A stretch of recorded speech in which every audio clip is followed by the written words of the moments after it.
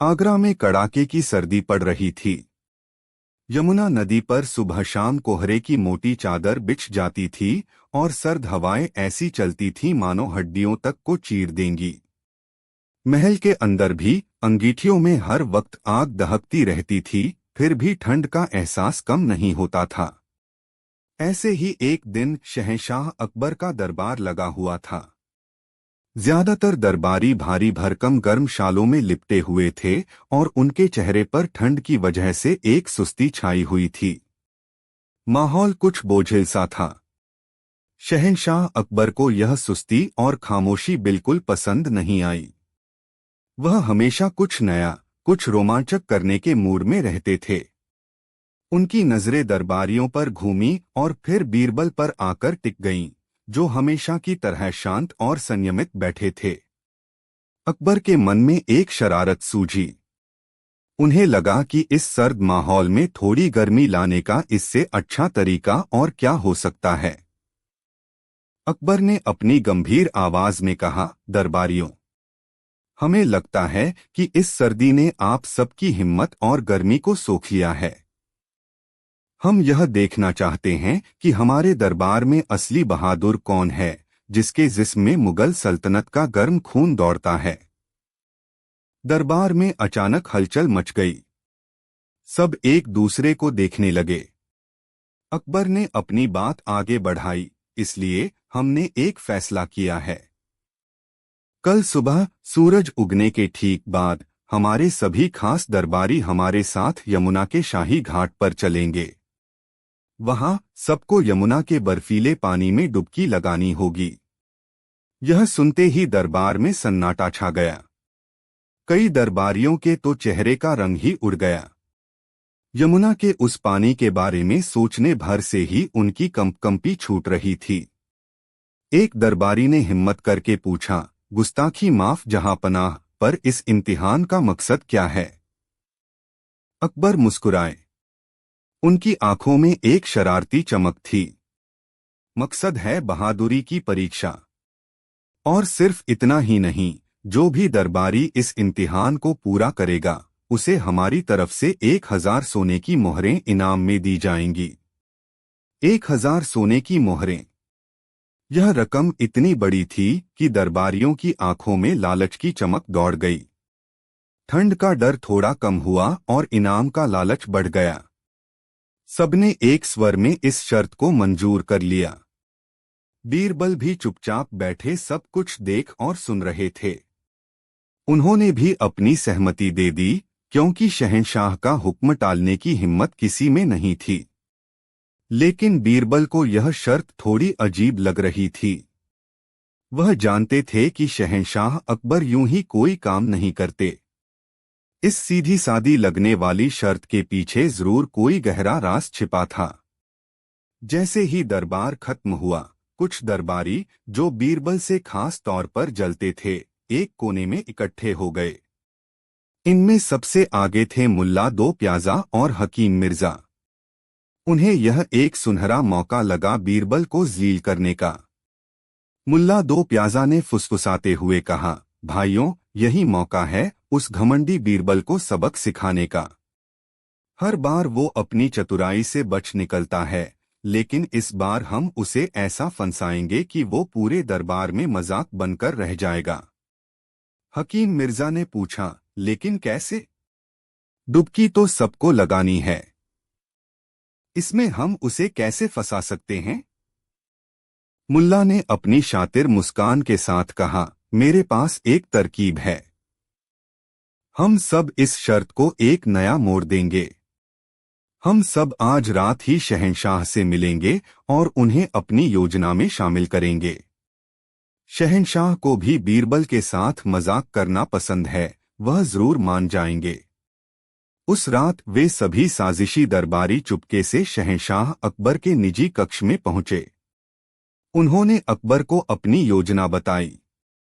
योजना यह थी, कल जब सब यमुना में डुबकी लगाकर बाहर निकलेंगे, तो हर कोई अपने कपड़ों में छिपाकर लाया हुआ एक मुर्गी का अंडा पेश करेगा। वे सब कहेंगे कि यमुना के पानी में ऐसा जादू है और हमारी भक्ति में इतनी शक्ति है कि ठंड के असर से हम सबने एक एक अंडा दे दिया। चूंकि इस योजना के बारे में बीरबल को पता नहीं होगा, तो सिर्फ वही एक ऐसा शख्स होगा जिसके पास अंडा नहीं होगा। तब सब मिलकर उस पर हंसेंगे और उसे यह कहकर चिढ़ाएंगे कि वह बाकी दरबारियों जैसा खास और काबिल नहीं है, इसीलिए उस पर यह चमत्कार नहीं हुआ।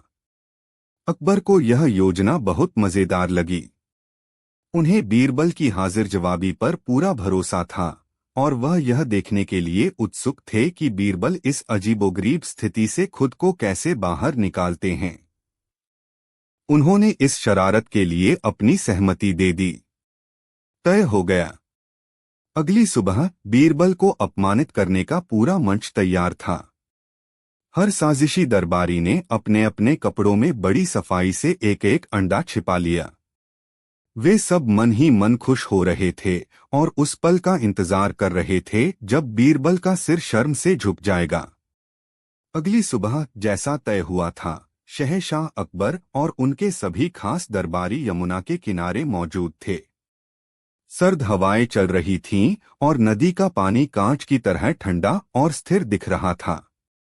किनारे पर खड़े सिपाहियों और आम लोगों की भीड़ भी यह अनोखा नजारा देखने के लिए जमा हो गई थी। शहंशाह ने ऐलान किया, तो इम्तिहान शुरू किया जाए। एक एक करके दरबारी हिम्मत जुटाकर बर्फीले पानी में उतरने लगे। जैसे ही पानी उनके शरीर को छूता, उनकी जोरदार चीख निकल जाती। कुछ ही पलों में डुबकी लगाकर वे कांपते हुए बाहर भागते। जैसे ही कोई दरबारी बाहर आता, वह अपने गीले कपड़ों के अंदर हाथ डालता और बड़ी अदाकारी के साथ एक अंडा निकालकर शहंशाह को दिखाता। देखिए जहांपनाह, यह तो चमत्कार हो गया। यमुना मैया की कृपा से मैंने अंडा दिया, एक दरबारी ने कांपते हुए कहा। फिर दूसरा, तीसरा, चौथा। हर दरबारी पानी से बाहर आता और एक अंडा पेश करता। दरबारियों की यह नौटंकी देखकर आम लोग हैरान थे। वे इसे सचमुच का चमत्कार मान रहे थे और दरबारियों की भक्ति की तारीफ कर रहे थे। अकबर भी बड़े अच्छे अभिनेता की तरह हैरान होने का नाटक कर रहे थे। वाह, यह तो वाकई अविश्वसनीय है। हमारे दरबारी कोई आम इंसान नहीं, बल्कि दैवीय शक्तियों वाले पुरुष हैं। मुल्ला दो प्याजा और उसके साथी अपनी योजना को सफल होता देख मन ही मन बहुत खुश थे। अब बस बीरबल की बारी थी।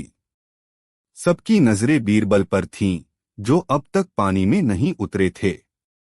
अंत में बीरबल ने एक गहरी सांस ली और शांत मन से यमुना के बर्फीले पानी में डुबकी लगाई। जब वह बाहर निकले तो ठंड से उनका शरीर बुरी तरह कांप रहा था, लेकिन उनके चेहरे पर एक अजीब सी शांति थी। वह धीरे धीरे चलकर शहंशाह के पास आए। उनके हाथ खाली थे। यही वो पल था जिसका सब इंतजार कर रहे थे।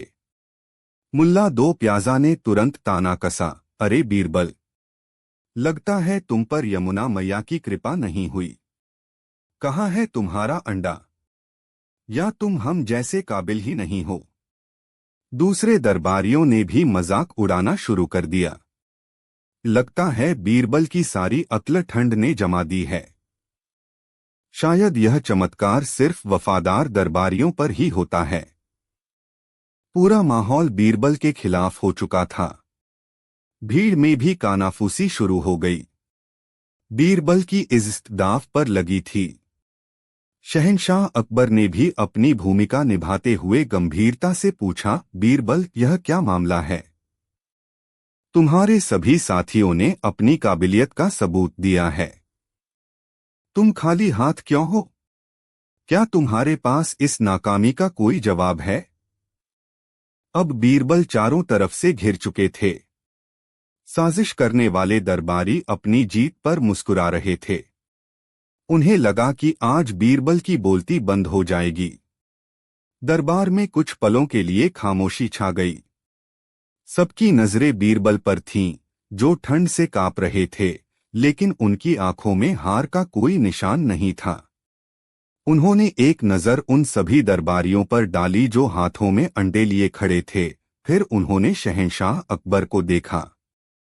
बीरबल जानते थे कि यह एक सोची समझी साजिश है। वह यह भी समझ गए थे कि इसमें शहंशाह भी शामिल हैं। अब सवाल सिर्फ एक अंडे का नहीं था, बल्कि अपनी बुद्धि और सम्मान को बचाने का था।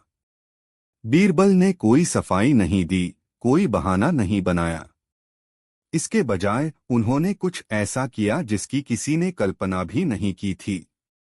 उन्होंने अचानक अपने दोनों हाथ कमर पर रखे, थोड़ा आगे झुके और जोर से आवाज लगाई, कुकड़ूकू कुकड़ूकू। उनकी इस हरकत से वहां मौजूद हर व्यक्ति सन्न रह गया। यह क्या था? बीरबल मुर्गे की तरह बांग क्यों दे रहे हैं? क्या ठंड की वजह से उनका दिमाग खराब हो गया है? साजिशी दरबारी पहले तो चौंके, फिर जोर जोर से हंसने लगे। हाँ हाँ हाँ, देखो, बीरबल पागल हो गया। शर्मिंदगी से बचने के लिए अब नौटंकी कर रहा है। अकबर भी हैरान थे। उन्हें समझ नहीं आ रहा था कि बीरबल यह सब क्या कर रहे हैं। उन्होंने पूछा, बीरबल, यह क्या बचकानी हरकत है? हमने तुमसे अंडा न दे पाने का कारण पूछा था और तुम मुर्गे की तरह बांग दे रहे हो। बीरबल ने बांग देना बंद किया और बड़े अदब से सिर झुकाकर जवाब दिया, जहांपनाह। गुस्ताखी माफ, लेकिन मेरे जवाब का राज इसी बांग में छिपा है। क्या मतलब? अकबर ने पूछा। बीरबल ने उन सभी दरबारियों की ओर इशारा किया जो अंडे पकड़े खड़े थे और फिर बड़े आत्मविश्वास से कहा, आलमपनाह, अंडा देना तो मुर्गियों का काम होता है, मुर्गों का नहीं। एक पल का सन्नाटा, और फिर जैसे ही बीरबल के इस जवाब का मतलब लोगों की समझ में आया, पूरे माहौल का नक्शा ही बदल गया। बीरबल ने अपनी बात पूरी की, जहांपनाह, आपके दरबार में ये सभी महान दरबारी मुर्गियां हैं जिन्होंने अपनी काबिलियत साबित करने के लिए अंडे दे दिए। लेकिन इन सारी मुर्गियों के बीच में बांग देने के लिए कम से कम एक मुर्गे का होना तो जरूरी है न? इसलिए मैंने अपना काम किया। बीरबल का यह जवाब किसी तीर की तरह था जो सीधा निशाने पर लगा था। जिन दरबारियों ने बीरबल को फंसाने के लिए जाल बुना था, वे खुद ही अपने जाल में बुरी तरह फंस गए। बीरबल ने उन्हें बड़ी चतुराई से मुर्गियां साबित कर दिया था। जैसे ही यह बात शहंशाह अकबर के समझ में आई, वह अपनी हंसी रोक नहीं पाए। वह जोर जोर से हंसने लगे, इतना हंसे कि उनकी आंखों से पानी आ गया। शहंशाह को हंसता देख बाकी सिपाही और आम लोग भी हंसने लगे। अब शर्मिंदा होने की बारी उन साजिशी दरबारियों की थी। उनके चेहरे का रंग उड़ गया था। वे हाथों में अंडे पकड़े हुए मूर्खों की तरह खड़े थे। उनकी पूरी योजना पर पानी फिर गया था और वे खुद ही पूरे दरबार में मजाक का पात्र बन गए थे। उन्हें समझ नहीं आ रहा था कि वे उन अंडों का क्या करें। अकबर ने अपनी हंसी रोककर कहा, वाह बीरबल, वाह! मान गए तुम्हारी हाजिर जवाबी को। तुमने आज फिर साबित कर दिया कि बुद्धि की तलवार के आगे हर साजिश बेकार है। तुमने न सिर्फ अपनी इज्जत बचाई, बल्कि इन सबको ऐसा सबक सिखाया है जो ये जिंदगी भर नहीं भूलेंगे। इसके बाद शहंशाह ने उन दरबारियों की तरफ देखा और कहा, हमें तुम सब पर शर्म आती है। बीरबल से मुकाबला करना है तो अक्ल से करो, साजिशों से नहीं। शहंशाह अकबर ने अपना वादा पूरा किया। उन्होंने बीरबल को 1000 सोने की मोहरें इनाम में दीं, लेकिन यह इनाम यमुना में डुबकी लगाने के लिए नहीं, बल्कि उनकी उस असाधारण बुद्धि के लिए था जिसने एक नामुमकिन लगने वाली स्थिति को भी जीत में बदल दिया था।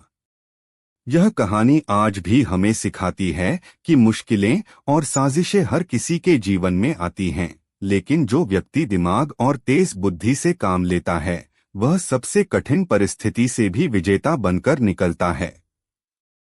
बीरबल ने साबित कर दिया कि जब आपके पास हाजिर जवाबी और आत्मविश्वास हो तो आपको हराना नामुमकिन है, भले ही पूरी दुनिया आपके खिलाफ क्यों न हो।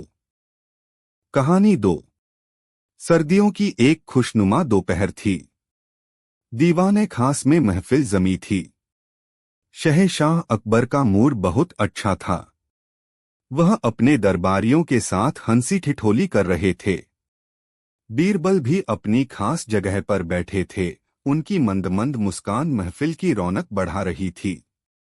तभी कुछ दरबारी, जिनकी अगुवाई हमेशा की तरह मुल्ला दो प्याजा कर रहे थे, शहंशाह की तारीफों के पुल बांधने लगे। आलमपनाह, आपकी बुद्धिमानी का तो कोई सानी ही नहीं। पूरी कायनात में आप जैसा पारखी और ज्ञानी शासक कोई दूसरा नहीं, एक दरबारी ने कहा। मुल्ला दो प्याजा ने बात को आगे बढ़ाया, बिल्कुल सही। जहां पनाह तो इंसान का चेहरा देखकर ही बता देते हैं कि वह अक्लमंद है या मूर्ख। सल्तनत में कौन कितना पानी में है, यह आपसे बेहतर कोई नहीं जानता। अकबर अपनी तारीफ सुनकर खुश हो रहे थे, लेकिन वह इन चापलूसों की मंशा भी जानते थे। उनकी बातों का असली निशाना कौन है, यह समझने में उन्हें देर नहीं लगी। मुल्ला ने तीर सही जगह पर चलाते हुए कहा, जहां पनाह, वैसे तो आपकी सल्तनत में सभी समझदार लोग ही बसते हैं, लेकिन फिर भी क्या यह जानना दिलचस्प नहीं होगा कि हमारी राजधानी आगरा में सबसे बड़े मूर्ख कौन हैं? यह सुनकर अकबर की आंखों में एक शरारती चमक आ गई। हाँ, यह ख्याल तो बहुत दिलचस्प है, लेकिन उन्हें ढूंढेगा कौन? बस दरबारियों को इसी मौके का इंतजार था। उन्होंने एक साथ कहा, जहां पनाह, यह काम तो सिर्फ एक ही इंसान कर सकता है, जो खुद को सबसे ज्यादा अक्लमंद समझता है, बीरबल। अब सबकी निगाहें बीरबल पर थीं। बीरबल समझ गए कि उनके लिए जाल बिछाया जा चुका है। अकबर ने बीरबल की ओर देखकर कहा, क्यों बीरबल, क्या तुम इस चुनौती के लिए तैयार हो? तुम हमेशा अपनी अक्ल का लोहा मनवाते हो। आज हम तुम्हारी परख करना चाहते हैं। क्या तुम हमारी सल्तनत के सबसे बड़े मूर्खों को ढूंढकर हमारे सामने पेश कर सकते हो? दरबारियों ने सोचा कि बीरबल मना कर देंगे, क्योंकि यह काम नामुमकिन था। किसी को मूर्ख कहकर दरबार में लाना उसकी तौहीन करना था और ऐसा करने पर हंगामा खड़ा हो सकता था। और अगर बीरबल यह काम नहीं कर पाए तो यह उनकी हार होगी। दोनों ही सूरतों में उनकी इज्जत जानी तय थी। लेकिन बीरबल ने शांत भाव से सिर झुकाया। हुक्म सर आंखों पर, जहां पना। आप कहें तो मैं जरूर यह काम करूंगा। बस आप यह बता दें कि मुझे कितने मूर्ख ढूंढ कर लाने हैं। अकबर ने अपनी मूंछों पर ताव देते हुए कहा, ज्यादा नहीं, बस 6। आगरा शहर के 6 सबसे बड़े मूर्ख। और इसके लिए हम तुम्हें 1 महीने का वक्त देते हैं। अगर तुम कामयाब हुए तो तुम्हें 10,000 सोने की मोहरें इनाम में दी जाएंगी। और अगर नाकाम रहे, अकबर एक पल के लिए रुके, तो तुम्हें यह मानना पड़ेगा कि तुम उतने भी अक्लमंद नहीं जितना तुम खुद को समझते हो। और तुम्हें हमेशा के लिए यह दरबार छोड़कर जाना होगा। शर्त बहुत बड़ी थी। बीरबल की इज्जत और उनका पद, सब कुछ दांव पर लग गया था। साजिशी दरबारी मन ही मन अपनी जीत का जश्न मनाने लगे। उन्हें यकीन था कि बीरबल इस चक्रव्यूह से बाहर नहीं निकल पाएंगे। बीरबल ने शहंशाह की कड़ी शर्त को बिना किसी हिचकिचाहट के स्वीकार कर लिया। मुझे आपकी शर्त मंजूर है, आलमपना। 1 महीने बाद मैं 6 मूर्खों के साथ इसी दरबार में हाजिर होऊंगा। अगले दिन से बीरबल ने अपना काम शुरू कर दिया। लेकिन वह किसी जासूस की तरह गलियों में घूमकर लोगों से यह नहीं पूछ रहे थे कि क्या तुम मूर्ख हो। वह जानते थे कि मूर्खता कोई शारीरिक पहचान नहीं, बल्कि इंसान के कर्मों और उसकी सोच का नतीजा होती है। उन्होंने अपना भेष बदला और एक आम आदमी की तरह शहर में घूमने लगे। वह बाजारों में जाते, चौपालों पर बैठते, लोगों की बातें सुनते और उनके काम करने के तरीकों को गौर से देखते। दिन बीतते गए, हफ्ते बीतते गए। दरबार में अफवाहें उड़ने लगीं कि बीरबल को कोई मूर्ख नहीं मिल रहा है और वह जल्द ही अपनी हार मान लेंगे। मुल्ला दो प्याजा और उनके साथी हर दिन शहंशाह के कान भरते, देखिए जहांपनाह, हमने तो पहले ही कहा था, यह काम नामुमकिन है। बीरबल का घमंड अब टूटने वाला है। लेकिन बीरबल अपनी धुन में लगे हुए थे। अपनी खोज के दौरान उन्हें कई दिलचस्प लोग मिले। एक दिन उन्होंने एक आदमी को देखा जो एक घोड़े पर बैठा था, लेकिन अपने सिर पर लकड़ियों का एक भारी गट्ठर उठाए हुए था। बीरबल ने हैरान होकर उससे पूछा, अरे भाई, जब तुम घोड़े पर बैठे ही हो तो इस गट्ठर को भी घोड़े पर ही क्यों नहीं रख लेते? अपने सिर पर इतना बोझ क्यों उठाए हो? उस आदमी ने बड़े भोलेपन से जवाब दिया, जनाब, आप देखते नहीं, यह घोड़ा कितना कमजोर और बूढ़ा है।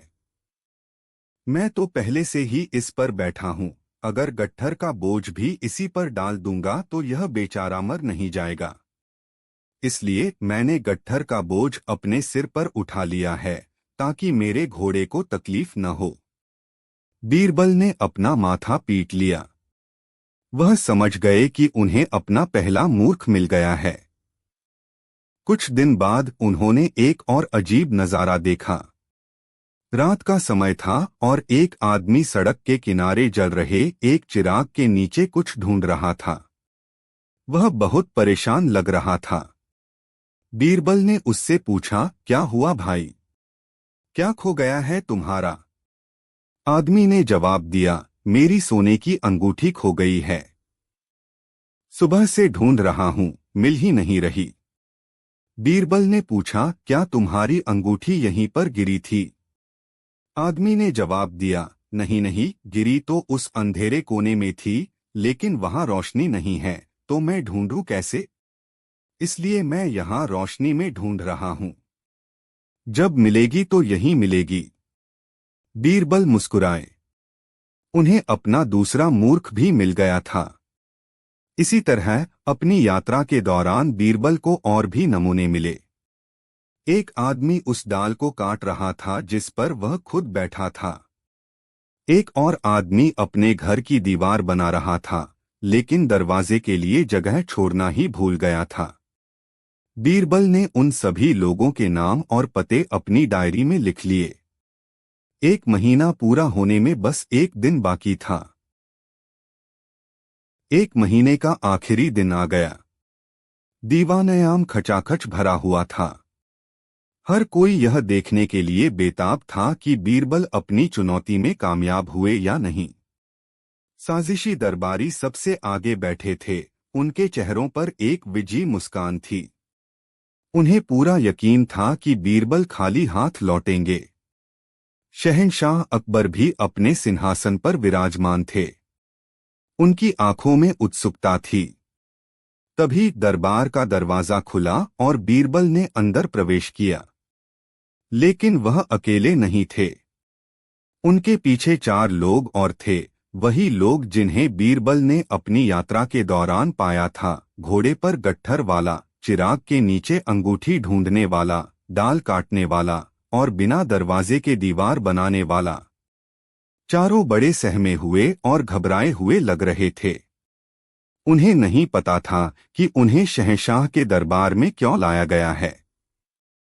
बीरबल को सिर्फ 4 लोगों के साथ देखकर मुल्ला दो प्याजा अपनी जगह से उछल पड़े। हार गया। बीरबल हार गया।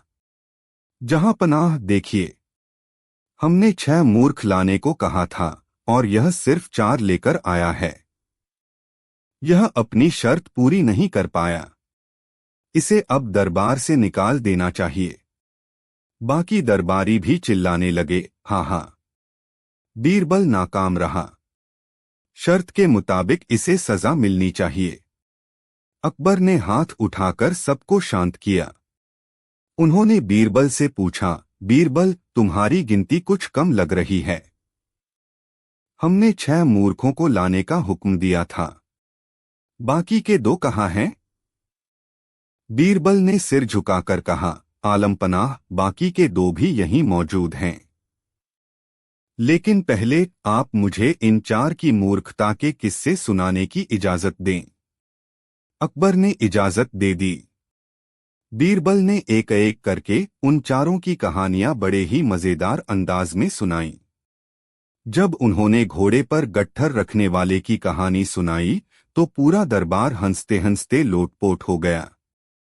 जब उन्होंने रोशनी में अंगूठी ढूंढने वाले का किस्सा सुनाया तो खुद शहंशाह अकबर भी अपनी हंसी नहीं रोक पाए। 4 की कहानियां सुनकर यह तो साबित हो गया था कि वे वाकई अव्वल दर्जे के मूर्ख थे। लेकिन सवाल अभी भी वही था, बाकी के 2 कहाँ हैं?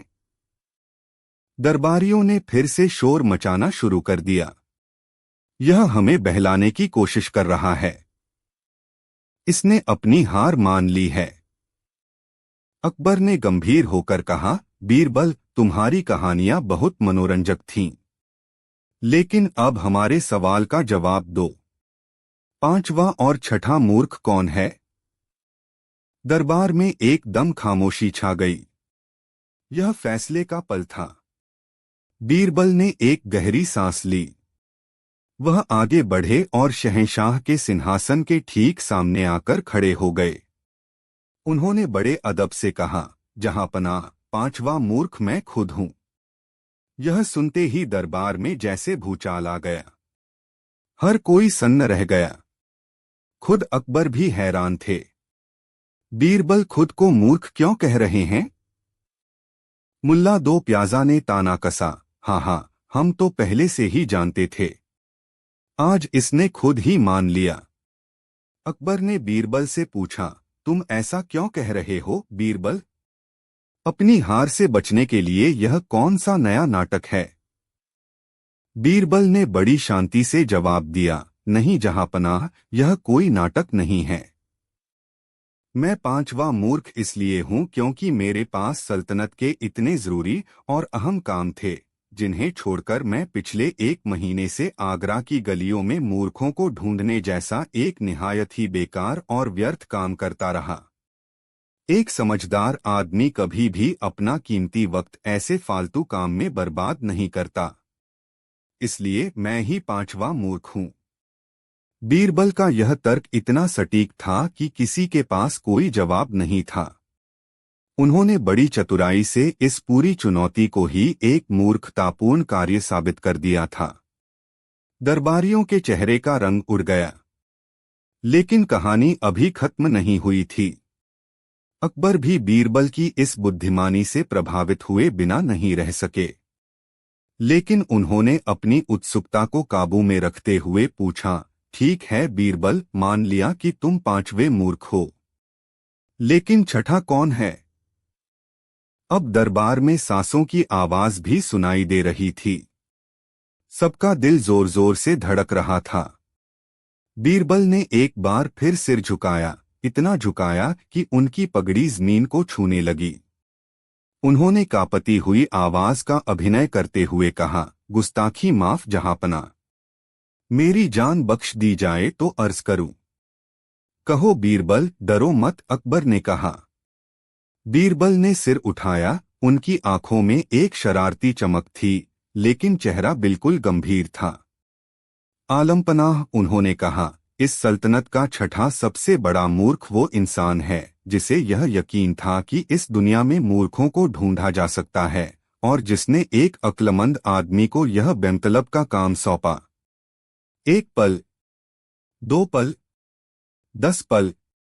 पूरे दरबार में सन्नाटा ऐसा था मानो वक्त ही थम गया हो। बीरबल का इशारा साफ था। उन्होंने बिना नाम लिए शहंशाह अकबर को ही 6ठा मूर्ख बता दिया था। साजिशी दरबारियों की तो जैसे जान ही निकल गई।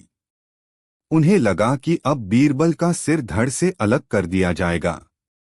ऐसी गुस्ताखी करने की हिम्मत आज तक किसी में नहीं हुई थी। शहंशाह अकबर का चेहरा पत्थर की तरह सख्त हो गया।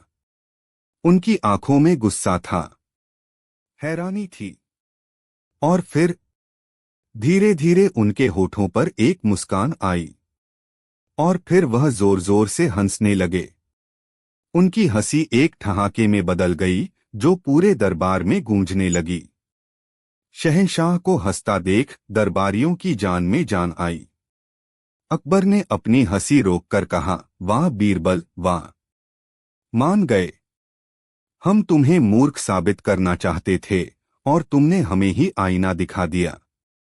तुमने सिर्फ 6 मूर्ख नहीं ढूंढे बल्कि हमें बुद्धिमानी का एक ऐसा पाठ पढ़ाया है जो हम जिंदगी भर नहीं भूलेंगे।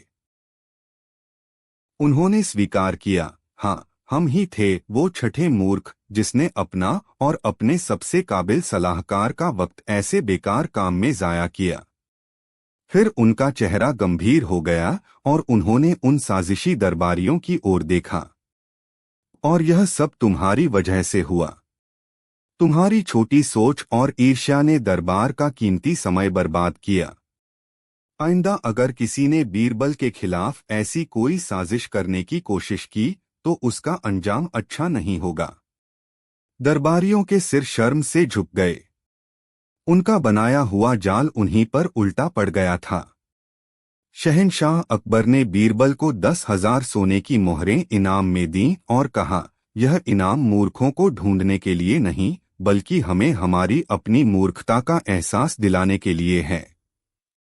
उस दिन के बाद किसी भी दरबारी ने बीरबल की बुद्धिमानी को चुनौती देने की हिम्मत नहीं की। यह कहानी आज भी हमें सिखाती है कि दूसरों को मूर्ख साबित करने की कोशिश में अक्सर इंसान खुद ही सबसे बड़ा मूर्ख बन जाता है। सच्ची बुद्धिमानी दूसरों में कमियां निकालने में नहीं बल्कि खुद की गलतियों को स्वीकार करने और उनसे सीखने में है। कहानी 3। गर्मियों की एक उमस भरी दोपहर थी। आगरा के किले में भी हवा जैसे थम सी गई थी। दीवाने खास में बैठे दरबारी पंखों से हवा झल रहे थे, लेकिन माहौल में एक बोझिलियत छाई हुई थी। शहंशाह अकबर भी इस सुस्ती से ऊब चुके थे। उन्हें कुछ ऐसा चाहिए था जो इस शांत पानी में हलचल पैदा कर दे।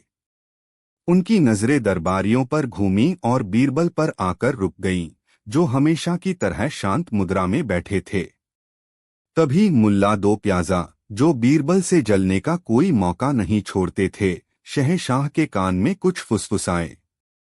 मुल्ला की बात सुनकर अकबर की आंखों में एक शरारती चमक आ गई। उन्हें बीरबल को आजमाने का एक नया और दिलचस्प ख्याल मिल गया था।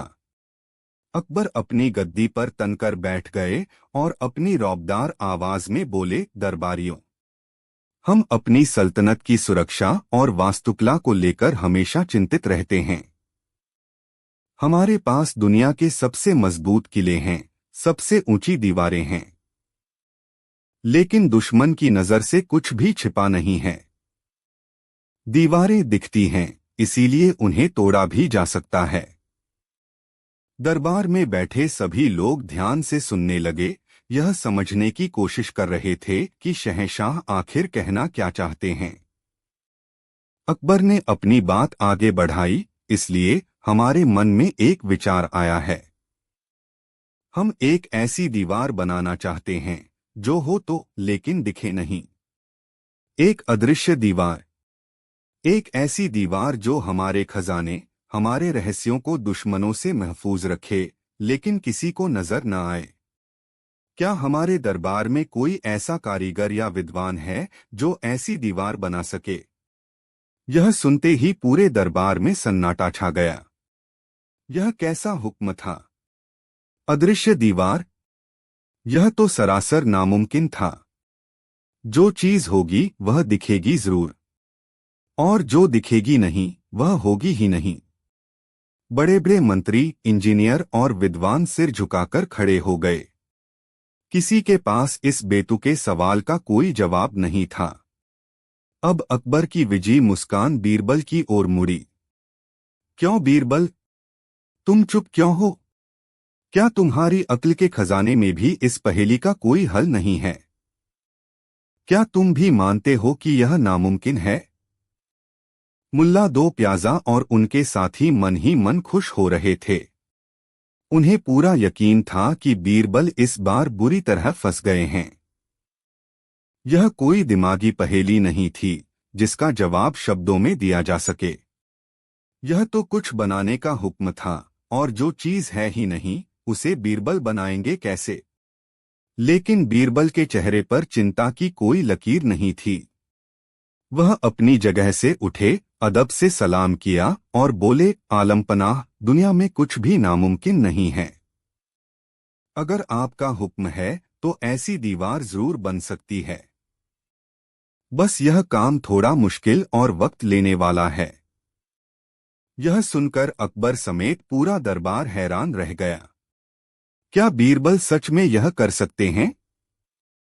अकबर ने अपनी उत्सुकता को छिपाते हुए कहा, ठीक है बीरबल, हम तुम्हें यह काम सौंपते हैं। बताओ तुम्हें इसे बनाने के लिए क्या क्या चाहिए और कितना वक्त लगेगा। बीरबल ने कुछ सोचते हुए कहा, जहां पनाह, यह कोई आम दीवार नहीं है, इसलिए इसे बनाने के लिए दुनिया के सबसे बेहतरीन कारीगर, सबसे कीमती सामान और शाही खजाने से एक बड़ी रकम की जरूरत होगी। और इस काम में कम से कम 3 महीने का वक्त लगेगा। अकबर ने तुरंत कहा, मंजूर है। तुम्हें जो भी चाहिए मिलेगा। शाही खजाने के दरवाजे तुम्हारे लिए खुले हैं। लेकिन याद रखना बीरबल, अगर 3 महीने बाद हमें वो अदृश्य दीवार नहीं मिली तो तुम्हें इसकी बहुत बड़ी कीमत चुकानी पड़ेगी। तुम्हें न सिर्फ खजाने का सारा पैसा लौटाना होगा, बल्कि तुम्हें देश निकाला दे दिया जाएगा। शर्त बहुत ही सख्त थी। बीरबल का सब कुछ दांव पर लग गया था, लेकिन उन्होंने बिना किसी हिचकिचाहट के यह शर्त मान ली। मुझे आपका फैसला मंजूर है जहांपना। साजिशी दरबारी अपनी जीत पर लगभग यकीन कर चुके थे। वे उस दिन का इंतजार करने लगे जब बीरबल को अपमानित होकर आगरा छोड़ना पड़ेगा। अगले ही दिन से बीरबल ने अपना काम शुरू कर दिया। उन्होंने शहंशाह से महल के पीछे एक बहुत बड़ा खुला मैदान मांगा और उसके चारों ओर ऊंचे ऊंचे पर्दे लगवा दिए ताकि अंदर कोई झांक न सके। उन्होंने शाही खजाने से 1 लाख सोने की मोहरें लीं और सल्तनत के कोने कोने से सबसे माहिर कारीगरों, राजमिस्त्रियों और मजदूरों को बुलवाया। जल्द ही उस पर्दे के पीछे से ठोक-पीट और निर्माण की आवाजें आने लगीं। पूरे आगरा में यह खबर आग की तरह फैल गई कि बीरबल एक अदृश्य दीवार बना रहे हैं। लोग तरह तरह की बातें करने लगे। कुछ को लगता था कि बीरबल कोई जादू टोना कर रहे हैं। कुछ को लगता था कि वह पागल हो गए हैं। दरबार में मुल्ला दो प्याजा और उनके साथी हर रोज शहंशाह के पास जाकर बीरबल की शिकायत करते। जहां पनाह, देखिए, बीरबल शाही खजाने को कैसे पानी की तरह बहा रहा है। वह कोई दीवार नहीं बना रहा, बस पर्दे के पीछे मजदूरों से गड्ढे खुदवा रहा है। वह आपको और पूरी सल्तनत को धोखा दे रहा है। अकबर को भी कभी कभी चिंता होती, लेकिन उन्होंने बीरबल को ज़बान दी थी, इसलिए वह चुप रहते। उन्होंने फैसला किया कि वह 3 महीने पूरे होने का इंतजार करेंगे। पहला महीना बीता, फिर दूसरा। पर्दे के पीछे से काम की आवाजें आती रहतीं, लेकिन किसी को नहीं पता था कि आखिर अंदर बन क्या रहा है। बीरबल रोज सुबह वहां जाते, कारीगरों को कुछ निर्देश देते और शाम को घर लौट आते। उनके चेहरे पर हमेशा एक रहस्यमयी मुस्कान रहती थी। 3 महीने पूरे होने में बस एक दिन बाकी था। उस शाम बीरबल ने शहंशाह के पास जाकर कहा, आलमपनाह, आपकी अदृश्य दीवार बनकर तैयार है। कल सुबह आप और पूरा दरबार उसके मुआयने के लिए चल सकता है। यह सुनकर पूरे दरबार में हलचल मच गई। क्या बीरबल ने सच में नामुमकिन को मुमकिन कर दिखाया था, या यह उनके किसी नए नाटक का हिस्सा था? अध्याय 3, मुआयने का दिन और खाली मैदान। अगली सुबह शहंशाह अकबर अपने सभी खास दरबारियों और मंत्रियों के साथ उस जगह पर पहुंचे। बीरबल वहां पहले से ही मौजूद थे और उनका इंतजार कर रहे थे। कारीगरों ने बड़े बड़े पर्दे हटा दिए और जो मंजर सबके सामने आया उसे देखकर सब हक्के बक्के रह गए। सामने एक विशाल खुला मैदान था, बिल्कुल खाली। वहां दीवार तो क्या, एक ईंट का टुकड़ा भी नहीं था। जमीन बिल्कुल समतल और साफ थी। यह देखते ही मुल्ला दो प्याजा गुस्से से चीख पड़े। धोखा, धोखा है यह। जहां पनाह देखिए, इसने हम सबको मूर्ख बनाया है। यहां कोई दीवार नहीं है। इसने शाही खजाने का 1 लाख सोना हड़प लिया है। इसे फौरन गिरफ्तार करके कालकोठरी में डाल देना चाहिए। बाकी दरबारी भी चिल्लाने लगे, हाँ हाँ, बीरबल धोखेबाज है, इसे सजा मिलनी चाहिए। शहंशाह अकबर का चेहरा भी गुस्से से लाल हो गया। उन्हें लगा कि बीरबल ने वाकई उनके भरोसे का मजाक उड़ाया है। उन्होंने अपनी तलवार की मूठ पर हाथ रखते हुए कड़क आवाज में कहा, बीरबल, यह क्या है? कहाँ है वो अदृश्य दीवार जिसके लिए तुमने हमारा इतना वक्त और पैसा बर्बाद किया? हमारे सब्र का इम्तिहान मत लो। साफ साफ जवाब दो, वरना आज तुम्हारा अंजाम बहुत बुरा होगा। पूरा माहौल बीरबल के खिलाफ हो चुका था। उनकी जान और इज्जत दोनों दांव पर लगी थीं। लेकिन इस तनावपूर्ण माहौल में भी बीरबल के चेहरे पर घबराहट का कोई निशान नहीं था। वह शांत भाव से खड़े रहे। बीरबल ने बड़े अदब से सिर झुकाया। आलमपनाह दीवार तो यही है, ठीक आपके और मेरे बीच। यह इतनी ऊंची है कि आसमान को छूती है और इतनी चौड़ी है कि पूरी सल्तनत को घेर सकती है। लेकिन जैसा कि आपका हुक्म था, यह अदृश्य है। यह आम आंखों से नहीं दिख सकती। मुल्ला दो प्याजा ने ताना कसा, तो फिर यह किन आंखों से दिखेगी? क्या इसे देखने के लिए हमें कोई जादू का चश्मा पहनना पड़ेगा? नहीं, बीरबल ने बड़ी गंभीरता से जवाब दिया। इस दीवार को देखने के लिए किसी जादू की नहीं, बल्कि एक खास योग्यता की जरूरत है। यह दीवार सिर्फ उसी इंसान को दिख सकती है जो अपने पिता का सच्चा और जायज पुत्र हो। 1 पल, 2 पल। बीरबल के इस वाक्य ने पूरे माहौल को जैसे फ्रीज कर दिया। यह कैसी शर्त थी? दीवार का किसी के जायज या नाजायज होने से क्या लेना देना? बीरबल ने अपनी बात आगे बढ़ाई, जो भी अपने माता पिता की सच्ची संतान है, उसे यह दीवार शीशे की तरह साफ नजर आएगी। और जिसे यह दीवार नहीं दिख रही, वह खुद ही समझ सकता है कि उसके जन्म में कोई खोट है। यह कहकर बीरबल ने अपना सबसे बड़ा दांव चल दिया था। उन्होंने दरबारियों की ओर मुड़कर कहा, क्यों दरबारीगण, आप सबको तो यह दीवार साफ साफ दिख रही होगी, है न? अब पासा पूरी तरह से पलट चुका था। मुल्ला दो प्याजा और बाकी साजिशी दरबारी एक अजीब सी दुविधा में फंस गए। अगर वे कहते कि हाँ, हमें दीवार दिख रही है, तो वे बीरबल की बात को सच साबित कर देते और बीरबल जीत जाते। और अगर वे हिम्मत करके कहते कि नहीं, हमें कोई दीवार नहीं दिख रही, तो वे बीरबल की शर्त के मुताबिक पूरे दरबार के सामने खुद को एक नाजायज औलाद मान लेते। यह एक ऐसा अपमान था जिसे सहने से बेहतर मर जाना था। अब कोई भी यह कहने की हिम्मत नहीं कर सकता था कि वहां कोई दीवार नहीं है।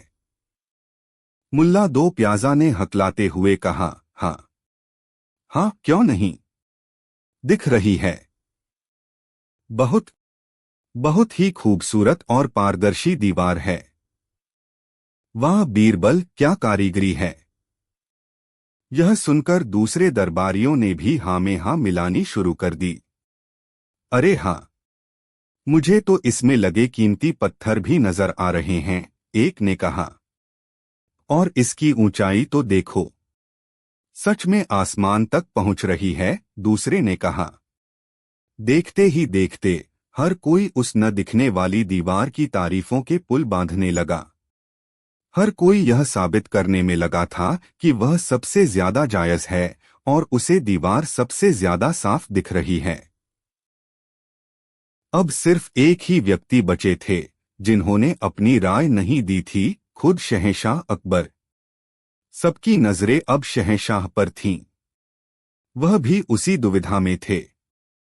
वह जानते थे कि वहां कोई दीवार नहीं है, लेकिन अगर वह सच बोलते तो क्या वह खुद अपनी ही नजर में। बीरबल धीरे धीरे चलकर अकबर के पास आए और फुसफुसाकर बोले, जहांपनाह, अब आप ही इस दीवार की कारीगरी पर अपनी मोहर लगा सकते हैं। अकबर ने एक नज़र उन सभी दरबारियों पर डाली जो हवा में बनी एक दीवार की तारीफ कर रहे थे, और फिर उन्होंने बीरबल की ओर देखा, जिनकी आंखों में शरारत और बुद्धिमानी की चमक थी। अकबर को पूरा खेल समझ में आ गया। वह बीरबल की इस असाधारण चतुराई पर अंदर ही अंदर हंस रहे थे। उन्होंने फैसला किया कि वह भी इस नाटक का हिस्सा बनेंगे। अकबर आगे बढ़े और उस खाली जगह पर हाथ फेरने का नाटक करने लगे। वाह बीरबल वाह, उन्होंने जोर से कहा। अद्भुत, अविश्वसनीय। ऐसी चिकनी और ठंडी दीवार तो हमने आज तक नहीं छुई। यह तो हमारी उम्मीद से भी ज्यादा बेहतर बनी है। तुमने सच में नामुमकिन को मुमकिन कर दिखाया है। शहंशाह के मुंह से तारीफ सुनकर बीरबल की जीत पर पक्की मोहर लग गई। अकबर ने ऐलान किया, बीरबल ने अपनी शर्त पूरी की है। उन्होंने न सिर्फ एक अदृश्य दीवार बनाई, बल्कि यह भी साबित कर दिया कि वह हमारे सबसे काबिल सलाहकार हैं। फिर वह उन दरबारियों की ओर मुड़े, और तुम सब जो इस दीवार को देख सकते हो, हमें तुम सब पर गर्व है। यह सुनकर दरबारियों के चेहरे पर झूठी मुस्कान तो थी, लेकिन वे समझ गए थे कि बीरबल ने उन्हें उन्हीं के जाल में फंसाकर ऐसा सबक सिखाया है जिसे वे जिंदगी भर नहीं भूलेंगे।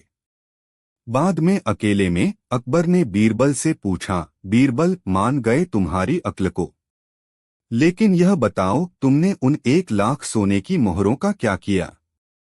बीरबल मुस्कुराए और बोले, जहांपनाह, मैंने उसमें से एक भी मोहर अपने ऊपर खर्च नहीं की। मैंने उस पूरे पैसे को सल्तनत के गरीब और जरूरतमंद कारीगरों में बांट दिया, ताकि 3 महीने तक उनके घर का चूल्हा जलता रहे। आपकी दी हुई दौलत सही हाथों में पहुंच गई, आलमपना। यह सुनकर अकबर का दिल बीरबल के लिए सम्मान से और भी भर गया। उन्होंने न सिर्फ अपनी बुद्धि से अपनी जान बचाई, बल्कि शाही खजाने का पैसा भी नेक काम में लगा दिया। यह कहानी हमें सिखाती है कि दुनिया में सबसे बड़ी और मजबूत दीवारें भरोसे, समझदारी और इंसानियत की होती हैं, जो दिखती तो नहीं, लेकिन हर मुश्किल से हमारी रक्षा करती हैं। कहानी 4। हिंदुस्तान की सरजमी पर जब शहंशाह जलालुद्दीन मोहम्मद अकबर का राज था, तो आगरा शहर सिर्फ सल्तनत की राजधानी ही नहीं, बल्कि शानो शौकत, कला और न्याय का केंद्र भी हुआ करता था। दिन में इसके बाजार सोने चांदी और मसालों की खुशबू से महकते थे, तो रातें यमुना के किनारे ठंडी हवाओं और महलों में जलते हजारों दियों की रोशनी से जगमगा उठती थीं। सब कुछ अमन चैन से चल रहा था। लेकिन एक ऐसी रात आई जब आगरा के इस चैन और सुकून पर किसी की काली नजर पड़ गई।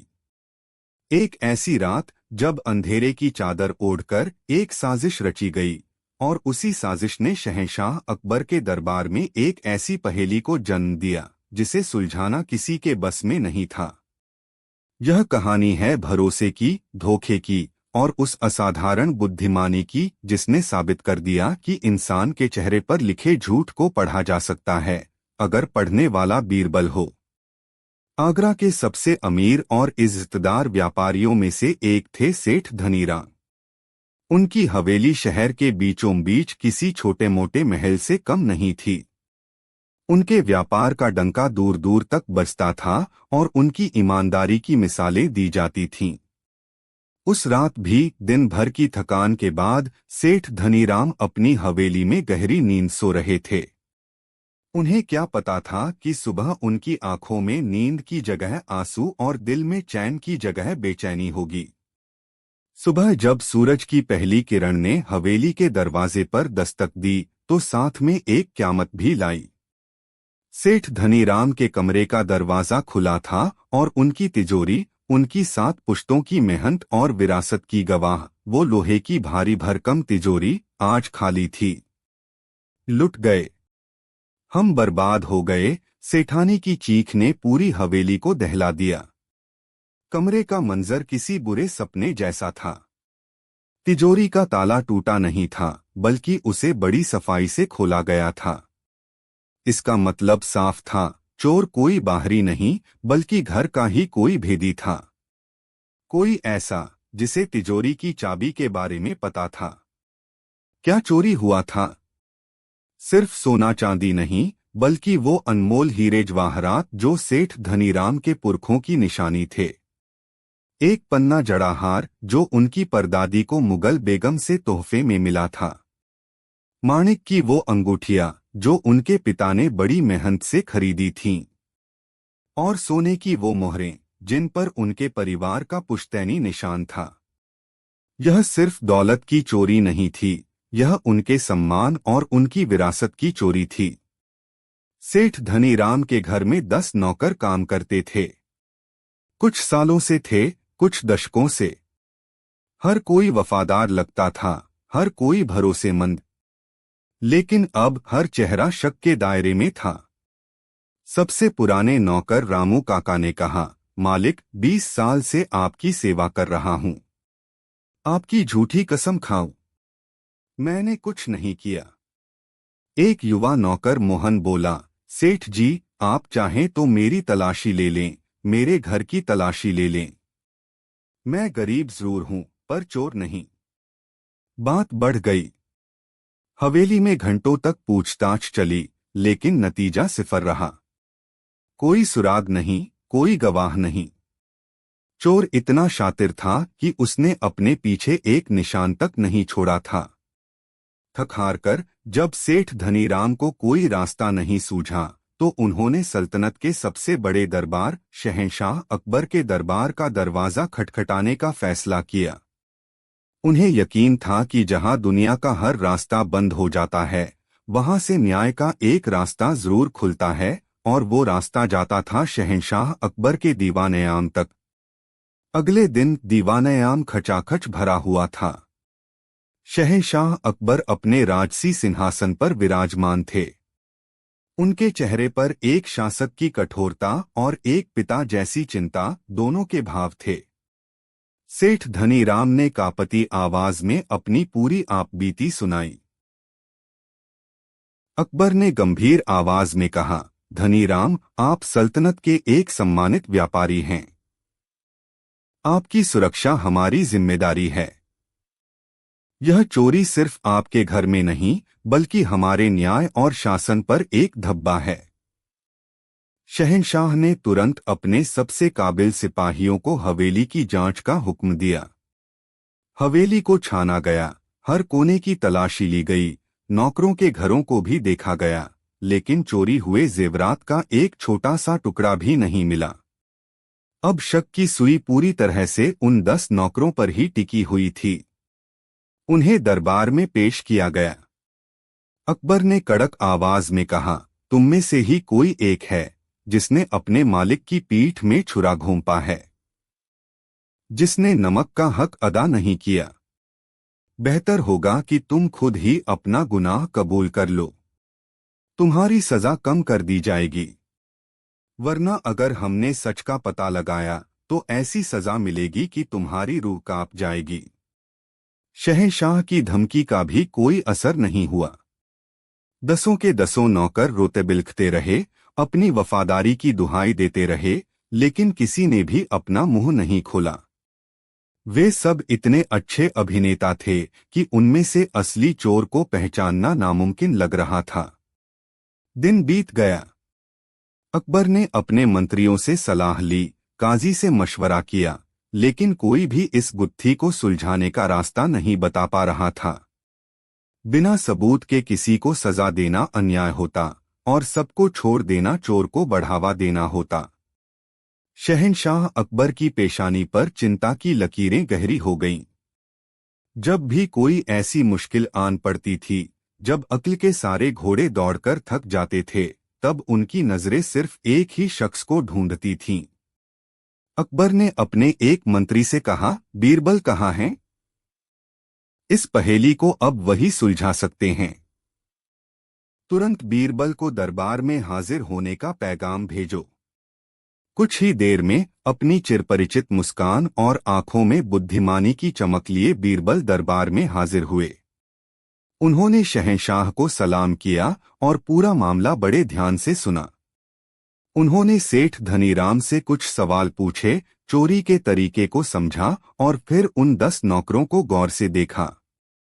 वे सब जमीन की ओर देख रहे थे, उनके चेहरे पर डर साफ झलक रहा था। लेकिन बीरबल सिर्फ उनके चेहरे नहीं, उनके मन को पढ़ने की कोशिश कर रहे थे। बीरबल ने शांत लेकिन दृढ़ आवाज में कहा, जहां पनाह, मामला वाकई पेचीदा है। चोर बहुत चालाक है। उसने कोई सुराग नहीं छोड़ा। लेकिन वो एक चीज भूल गया। वो ये भूल गया कि हर चोर अपने साथ अपना सबसे बड़ा गवाह लेकर चलता है, उसका अपना ज़मीर, उसका अपना डर। दरबार में बैठे सभी लोग बीरबल की बातें हैरान होकर सुन रहे थे। बीरबल ने नौकरों की तरफ मुड़कर कहा, तुम सब कहते हो कि तुम बेकसूर हो। मैं तुम्हारी बात पर यकीन करना चाहता हूं। लेकिन सच तो सिर्फ एक ही है और वो तुम्हारे दिलों में कैद है। अब उस सच को बाहर निकालने का सिर्फ एक ही तरीका है। बीरबल शहंशाह अकबर की ओर मुड़े। आलमपनाह, मुझे इन 10 नौकरों और एक रात का वक्त चाहिए। कल सुबह तक चोर आपके कदमों में होगा। अकबर बीरबल पर पूरा भरोसा करते थे। उन्होंने तुरंत इजाजत दे दी। बीरबल उन 10 नौकरों को अपने साथ एक बड़े खाली कमरे में ले गए। उन्होंने सबको एक लाइन में खड़ा किया। फिर उन्होंने अपने सहायक को एक गट्ठर लाने का इशारा किया। गट्ठर खुला तो उसमें से एक ही आकार की 10 लकड़ी की छड़ियां निकलीं। बीरबल ने छड़ियां दिखाते हुए कहा, ये कोई मामूली छड़ियां नहीं हैं। ये जादू की छड़ियां हैं। मैंने इन्हें एक सिद्ध फकीर से हासिल किया है। नौकर एक दूसरे का मुंह देखने लगे। उनकी आंखों में हैरानी और थोड़ा डर था। बीरबल ने अपनी बात जारी रखते हुए कहा, मैं तुम सबको एक एक छड़ी दूंगा। तुम सब इसे लेकर अपने अपने घर जाओगे। इन छड़ियों की खासियत यह है कि ये चोर को पहचान लेती हैं। जो बेकसूर है उसकी छड़ी जैसी है वैसी ही रहेगी। लेकिन जिसने चोरी की है उसकी छड़ी रात भर में ठीक 1 इंच लंबी हो जाएगी। यह सुनकर नौकरों के बीच कानाफूसी शुरू हो गई। बीरबल ने आवाज ऊंची करते हुए कहा, कल सुबह तुम सब अपनी अपनी छड़ी लेकर वापस दरबार में हाजिर होगे। जादू अपना काम कर चुका होगा और चोर की लंबी छड़ी उसकी पूरी कहानी बयां कर देगी। अब जाओ। हर नौकर ने एक एक छड़ी उठाई और चुपचाप वहां से चला गया। उनके जाने के बाद बीरबल के चेहरे पर एक रहस्यमयी मुस्कान थी। उस रात उन 10 में से 9 नौकरों को बहुत अच्छी नींद आई। उन्हें पता था कि वे बेकसूर हैं और उनकी छड़ी नहीं बढ़ेगी। वे सुबह का इंतजार कर रहे थे ताकि उनकी बेगुनाही साबित हो सके। लेकिन एक घर में किसी की आंखों में नींद नहीं थी। उसके दिल में एक तूफान उठा हुआ था। वो बार बार अपनी छड़ी को देख रहा था। उसे बीरबल की बात पर यकीन हो गया था। उसे डर था कि वो पकड़ा जाएगा। उसके दिमाग में एक ख्याल आया, अगर ये छड़ी सच में 1 इंच लंबी हो गई तो मैं पकड़ा जाऊंगा। क्यों न मैं इसे पहले से ही 1 इंच छोटा कर दूं, ताकि जब सुबह तक यह 1 इंच लंबी हो तो इसका आकार बाकी छड़ियों के बराबर ही रहे और कोई मुझे पकड़ न पाए। यह सोचते ही उस चोर ने अपनी छड़ी को बड़ी सावधानी से 1 इंच काट दिया और फिर सुकून की सांस लेकर सो गया। उसे लगा कि उसने बीरबल की चालाकी को भी मात दे दी है। वह नहीं जानता था कि वह बीरबल के बिछाए जाल में पूरी तरह से फंस चुका है। अगली सुबह दरबार की रौनक देखने लायक थी। हर कोई यह देखने के लिए बेताब था कि बीरबल का जादू काम करता है या नहीं। शहंशाह अकबर अपने सिंहासन पर बैठे थे और उनकी नजरें दरवाजे पर टिकी थीं। तभी बीरबल उन 10 नौकरों के साथ दरबार में दाखिल हुए। सबके हाथों में अपनी अपनी छड़ी थी। अकबर ने पूछा, बीरबल, रात बीत चुकी है, क्या तुम्हारी जादू की छड़ियों ने अपना कमाल दिखाया? बीरबल ने मुस्कुराते हुए जवाब दिया, जी जहांपनाह, जादू ने अपना काम कर दिया है। चोर हमारे बीच ही मौजूद है। यह सुनते ही दरबार में सन्नाटा छा गया। सेठ धनीराम की सांसें अटक गईं। बीरबल ने हुक्म दिया, सब अपनी अपनी छड़ी मेरे सामने जमीन पर रखो। 10 नौकरों ने अपनी छड़ियां आगे कर दीं। बीरबल एक एक छड़ी को ध्यान से देखने लगे। 9 छड़ियां बिल्कुल एक बराबर थीं, लेकिन 10वीं छड़ी, वो बाकी सबसे 1 इंच छोटी थी। बीरबल ने उस छोटी छड़ी को उठाया और उस नौकर की तरफ उंगली उठाई जिसका नाम मोहन था। बीरबल ने गरजती हुई आवाज में कहा, पकड़ लो इसे, यही है वो चोर। सिपाहियों ने तुरंत मोहन को पकड़ लिया। मोहन जमीन पर गिर गया और शहंशाह के पैरों में पड़कर रोने लगा। मुझे माफ कर दीजिए हुजूर, मुझसे गलती हो गई। लालच ने मुझे अंधा कर दिया था। दरबार में मौजूद हर व्यक्ति स्तब्ध था। हर कोई हैरान था कि बीरबल ने यह कैसे किया। लंबी छड़ी की जगह छोटी छड़ी चोर कैसे हो सकती है? मोहन ने अपना सारा गुनाह कबूल कर लिया। उसने बताया कि जेवरात कहाँ छिपाए हैं। सिपाहियों ने तुरंत जाकर जेवरात बरामद कर लिए और सेठ धनीराम को सौंप दिए। सेठ की आंखों में खुशी के आंसू थे। उन्होंने बीरबल का लाख लाख शुक्र अदा किया। चोर को सजा मिली, सेठ को न्याय मिला। लेकिन दरबार में अभी भी एक सवाल गूंज रहा था। अकबर ने पूछा, बीरबल, हम तुम्हारी बुद्धिमानी के कायल हैं। तुमने चोर को पकड़ लिया, यह काबिले तारीफ है। लेकिन एक बात हमारी समझ में नहीं आई। तुमने कहा था कि चोर की छड़ी 1 इंच लंबी हो जाएगी, पर उसकी छड़ी तो 1 इंच छोटी निकली। यह कैसा जादू है? दरबार में पिनड्रॉप साइलेंस था। हर कोई इस रहस्य का जवाब सुनना चाहता था। बीरबल ने एक गहरी सांस ली और अपनी कालजयी बुद्धिमानी का रहस्य खोला। बीरबल ने शांत भाव से कहा, आलमपनाह, वो कोई जादू की छड़ियां नहीं थीं। वे तो बस साधारण लकड़ी के डंडे थे। यह सुनकर अकबर समेत सभी दरबारी चौंक गए। जहांपनाह, बीरबल ने आगे कहा, मैंने कोई जादू नहीं किया, मैंने सिर्फ इंसान के मनोविज्ञान, उसके मन के चोर के साथ एक छोटा सा खेल खेला। सच तो यह है कि जो बेकसूर थे, उन्हें किसी बात का डर नहीं था। उन्हें पता था कि छड़ी का आकार नहीं बदलेगा, इसलिए वे चैन की नींद सोए और सुबह वही छड़ी लेकर आ गए। लेकिन बीरबल ने मोहन की ओर इशारा करते हुए कहा, जिसके मन में चोर था, जिसके ज़मीर पर गुनाह का बोझ था, उसे मेरी बात पर यकीन हो गया। उसके डर ने उसे यह सोचने पर मजबूर कर दिया कि छड़ी सच में लंबी हो जाएगी। अपने इसी डर के कारण पकड़े जाने की घबराहट में उसने रात में ही अपनी छड़ी 1 इंच काट दी, ताकि सुबह जब वो बढ़े तो बाकी छड़ियों के बराबर हो जाए। बीरबल ने अपनी बात पूरी करते हुए कहा, जहांपनाह, यह तो वही बात हुई कि चोर की दाढ़ी में तिनका। एक चोर चाहे कितना भी शातिर क्यों न हो, उसका डर, उसका अपराध बोध उसे हमेशा असहज रखता है। जब कोई उसकी तरफ इशारा करता है या कोई ऐसी बात कहता है जो उसके गुनाह से जुड़ी हो, तो वह अनजाने में ही कोई ऐसी हरकत कर बैठता है जिससे उसका राज खुल जाता है।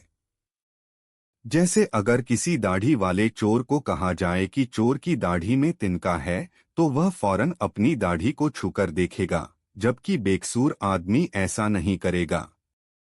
मैंने भी बस यही किया। मैंने चोर के मन में एक डर पैदा किया और उसके डर ने ही उसे बाकी सबसे अलग कर दिया और वह पकड़ा गया। बीरबल का यह खुलासा सुनकर पूरा दरबार वाह वाह कर उठा। शहंशाह अकबर अपनी कुर्सी से उठ खड़े हुए। उन्होंने आगे बढ़कर बीरबल को गले लगा लिया। धन्य है यह सल्तनत जिसे तुम जैसा सलाहकार मिला बीरबल। तुमने आज फिर साबित कर दिया कि सबसे बड़ा हथियार तलवार नहीं बल्कि तेज दिमाग होता है, और सबसे बड़ा न्यायाधीश इंसान का अपना ज़मीर होता है। और इस तरह बीरबल ने एक बार फिर अपनी सूझबूझ से एक नामुमकिन लगने वाली पहेली को सुलझा दिया। यह कहानी हमें सिखाती है कि सच कभी छिपता नहीं और एक दोषी मन हमेशा डर के साये में जीता है। उसका डर ही उसकी सबसे बड़ी कमजोरी बन जाता है। कहानी 5। शहंशाह जलालुद्दीन मोहम्मद अकबर का दरबार सिर्फ न्याय और राजनीति का मंच नहीं था, बल्कि यह बुद्धिजीवियों, कलाकारों और विद्वानों का एक ऐसा संगम था जहां हर रोज ज्ञान और हाजिर जवाबी की नई लहरें उठती थीं। और इन लहरों के बीच हमेशा एक चट्टान की तरह अडिग खड़े रहते थे बीरबल, जिनकी अक्ल का समंदर इतना गहरा था कि बड़े बड़े ज्ञानी भी उसमें गोते खा जाते थे। शहंशाह अकबर को बीरबल की बुद्धिमानी पर नाज था, लेकिन साथ ही उन्हें बीरबल की परीक्षा लेने में एक खास मजा भी आता था। वह अक्सर ऐसी पहेलियां और चुनौतियां पेश करते थे जो आम इंसान की समझ से परे होती थीं, सिर्फ यह देखने के लिए कि बीरबल अपनी सोच की नाव को किस दिशा में मोड़ते हैं। यह कहानी एक ऐसी ही अनोखी और असंभव लगने वाली चुनौती की है। एक ऐसी चीज की तलाश जिसका कोई वजूद ही नहीं था।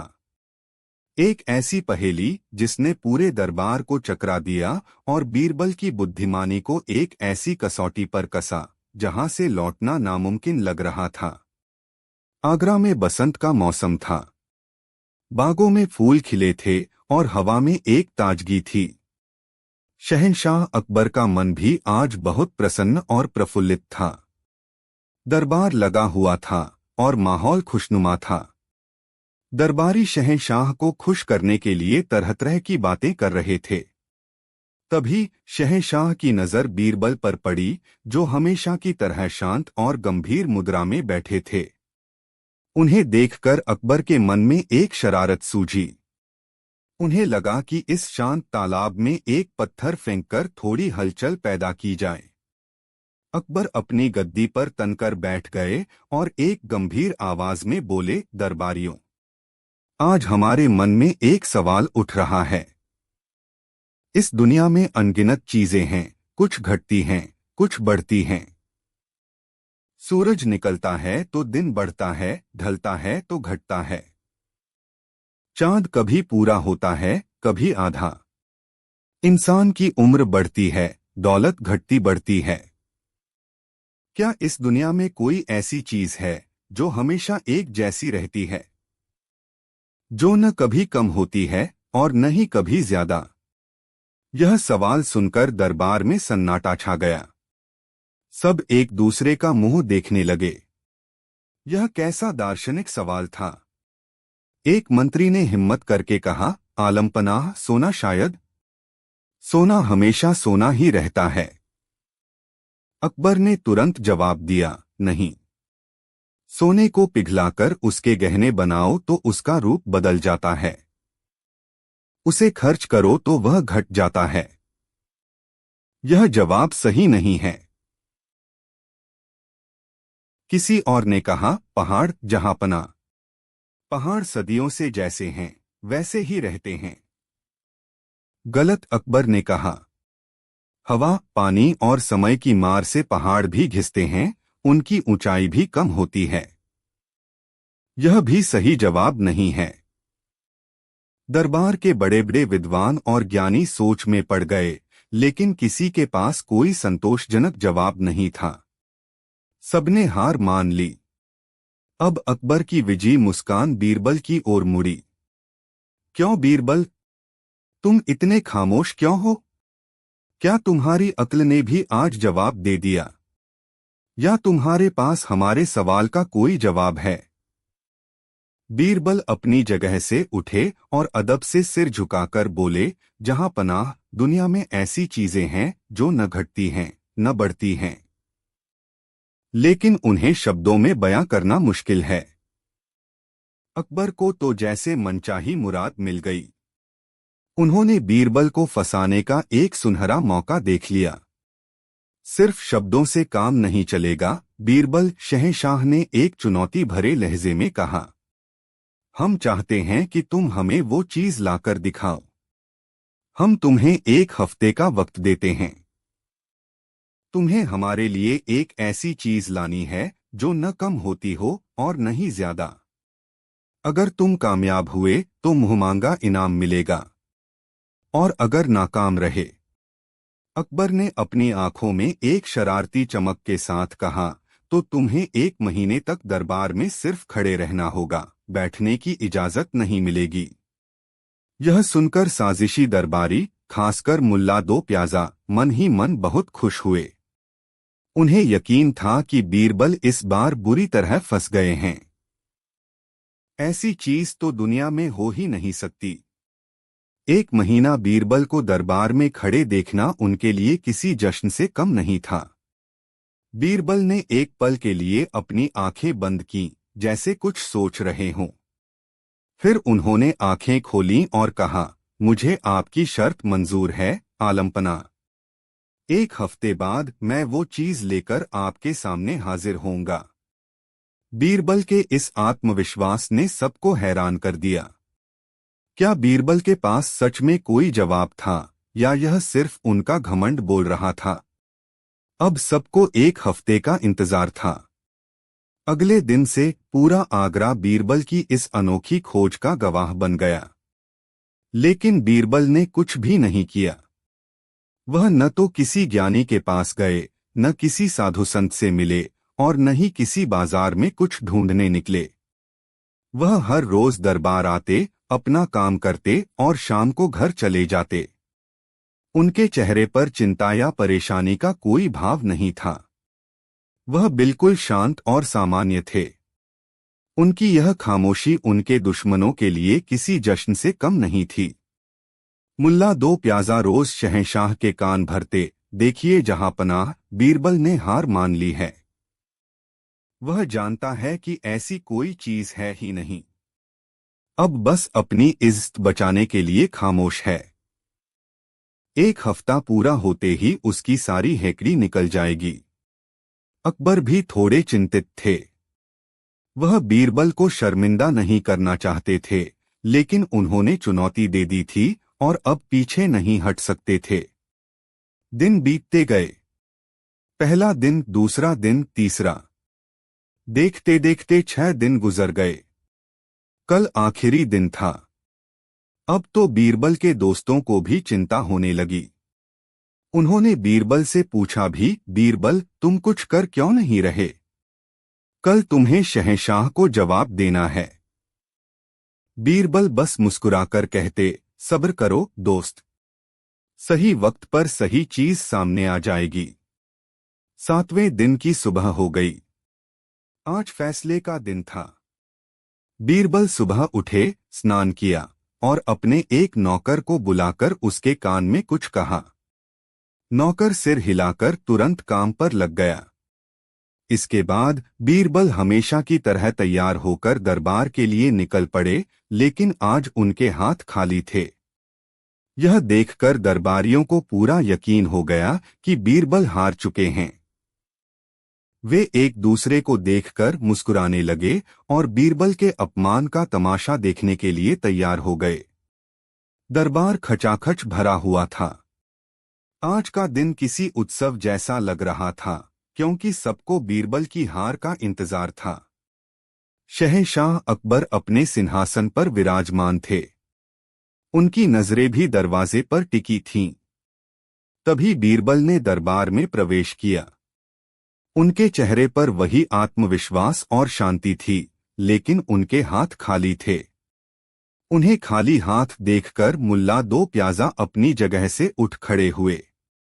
आलम पनाह, देखिए, हमने तो पहले ही कहा था। बीरबल खाली हाथ लौटे हैं। यह अपनी शर्त हार चुके हैं। अब इन्हें सजा मिलनी चाहिए। 1 महीने तक इन्हें दरबार में खड़ा रखा जाए। पूरा दरबार मुल्ला की हाँ में हाँ मिलाने लगा। अकबर ने हाथ उठाकर सबको शांत किया। उन्होंने बीरबल से पूछा, बीरबल, आज 1 हफ्ता पूरा हो गया। कहाँ है वो चीज जो न कम होती है और न ज्यादा? बीरबल ने अदब से सिर झुकाया। जहां पनाह, मैं वो चीज ले आया हूं। बस उसे दरबार में लाने के लिए मुझे आपके कुछ सिपाहियों की मदद चाहिए होगी, क्योंकि वह थोड़ी नाजुक है। यह सुनकर सब हैरान रह गए। क्या बीरबल सच में कुछ ले आए हैं? और अगर लाए हैं तो वह दिख क्यों नहीं रही? अकबर ने तुरंत सिपाहियों को हुक्म दिया। बीरबल कुछ सिपाहियों के साथ दरबार से बाहर गए। कुछ ही पलों में जब वे वापस लौटे तो उनके साथ जो था, उसे देखकर पूरे दरबार की आंखें फटी की फटी रह गईं। बीरबल के नौकर और सिपाही एक बहुत बड़े चौड़े मुंह वाले मिट्टी के बर्तन को बड़ी सावधानी से उठाकर ला रहे थे। बर्तन ऊपर तक किसी चीज से लबालब भरा हुआ था। यह क्या है? बीरबल अकबर ने उत्सुकता से पूछा। बीरबल ने कहा, आलमपनाह, यही है वो चीज जो न कभी कम होती है और न ही ज्यादा। आप चाहें तो खुद इसकी परख कर सकते हैं। अकबर अपनी गद्दी से उतरे और उस बर्तन के पास आए। उन्होंने झांक कर देखा। बर्तन में ऊपर तक राख भस्म भरी हुई थी। यह देखकर मुल्ला दो प्याजा जोर से हंसे। हाँ हाँ हाँ, राख! बीरबल हमारे लिए राख लेकर आए हैं। जहां पनाह, यह तो आपका और इस दरबार का अपमान है। राख तो जलने के बाद कम होती जाती है। अकबर भी थोड़े निराश हुए। बीरबल, यह क्या मजाक है? राख तो किसी भी चीज का अंतिम रूप है। यह तो कम ही होती है, ज्यादा कैसे नहीं होती? बीरबल ने अपनी रहस्यमय मुस्कान के साथ कहा, जहां पनाह, परखने से पहले फैसला करना बुद्धिमानी नहीं है। आप हुक्म दें तो मैं अपनी बात साबित करूं। अकबर ने इजाजत दे दी। बीरबल ने एक सिपाही को हुक्म दिया, इस बर्तन में से एक मुट्ठी राख निकालकर बाहर फेंक दो। सिपाही ने वैसा ही किया। उसने एक मुट्ठी राख निकाली और बाहर फेंक दी। लेकिन सबको हैरान करते हुए बर्तन में राख का स्तर बिल्कुल भी कम नहीं हुआ। वह अभी भी उतना ही भरा हुआ था जितना पहले था। अब दरबारियों के चेहरे पर हैरानी के भाव थे। फिर बीरबल ने कहा, अब एक मुट्ठी और राख लाकर इसमें डालो। सिपाही ने बाहर से एक मुट्ठी राख लाकर बर्तन में डाल दी। लेकिन इस बार भी बर्तन में राख का स्तर नहीं बढ़ा। राख बर्तन से बाहर भी नहीं गिरी। वह अभी भी उतना ही भरा था। यह किसी जादू से कम नहीं था। अकबर ने खुद आगे बढ़कर एक मुट्ठी राख निकाली, लेकिन स्तर वही का वही रहा। फिर उन्होंने एक मुट्ठी डाली, स्तर फिर भी नहीं बदला। अब तो मुल्ला दो प्याजा और बाकी दरबारियों के मुंह खुले के खुले रह गए। उन्हें अपनी आंखों पर यकीन नहीं हो रहा था। यह कैसे हो सकता है? अकबर ने हैरान होकर पूछा, बीरबल, यह क्या राज है? यह कैसी राख है जो न कम होती है न ज्यादा। बीरबल ने अब रहस्य पर से पर्दा उठाया। आलमपनाह उन्होंने कहा, यह कोई जादुई राख नहीं है। यह तो बस साधारण लकड़ी की राख है। सारा खेल तो आपके सवाल और मेरे जवाब में छिपा है। बीरबल ने समझाना शुरू किया, आपने एक ऐसी चीज लाने को कहा था जो न कम हो न ज्यादा। मैंने आपके हुक्म का पालन किया। मैंने एक ऐसा बर्तन लिया और उसे इस तरह से राख से भरा कि वह न कम भरा हो और न ही ज्यादा भरा हो। बीरबल ने विस्तार से बताया, जब बर्तन ऊपर तक लबालब भरा होता है तो वह ज्यादा भरा कहलाता है। जब वह आधा या पौना होता है तो कम भरा कहलाता है। मैंने इस बर्तन को ठीक किनारे तक ब्रिम भरा है। यह एक ऐसी अवस्था है जिसे आप न कम भरा कह सकते हैं और न ही ज्यादा भरा। यह अपनी पूर्णता पर है। जब इसमें से थोड़ी सी राख निकाली जाती है तो आसपास की राख उसकी जगह ले लेती है और स्तर लगभग वही रहता है।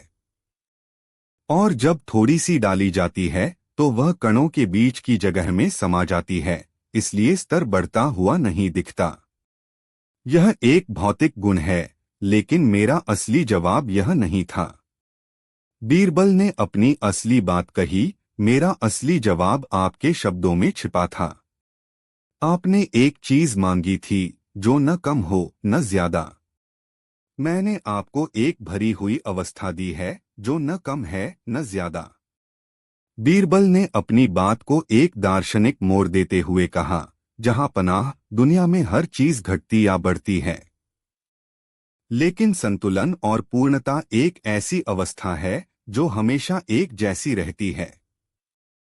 यह राख से भरा बर्तन उसी संतुलन का प्रतीक है। यह एक ऐसी स्थिति है जो न कम है न ज्यादा। बीरबल का यह जवाब सुनकर शहंशाह अकबर स्तब्ध रह गए। कहाँ वह किसी जादुई या भौतिक वस्तु की उम्मीद कर रहे थे और कहाँ बीरबल ने उनके सवाल को एक दार्शनिक और बौद्धिक जवाब में बदल दिया था।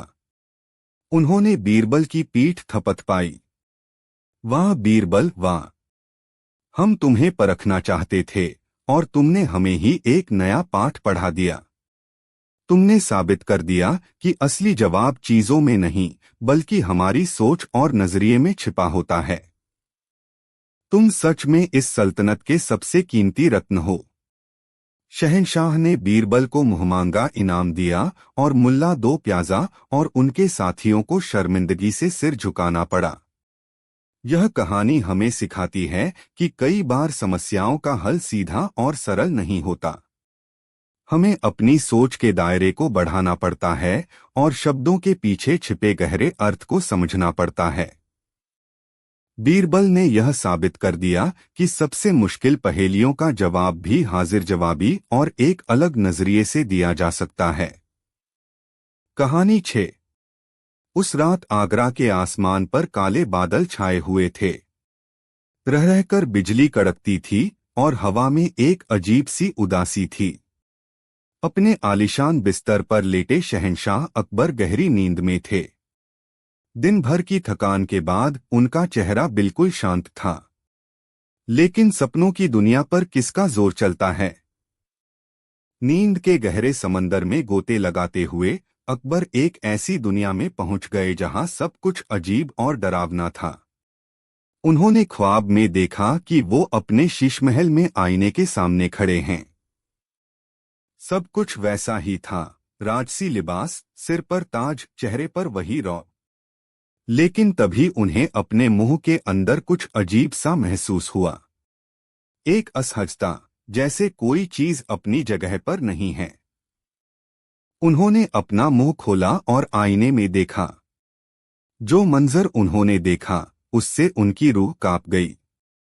उनका एक दांत, सामने का एक मजबूत दांत, हिल रहा था।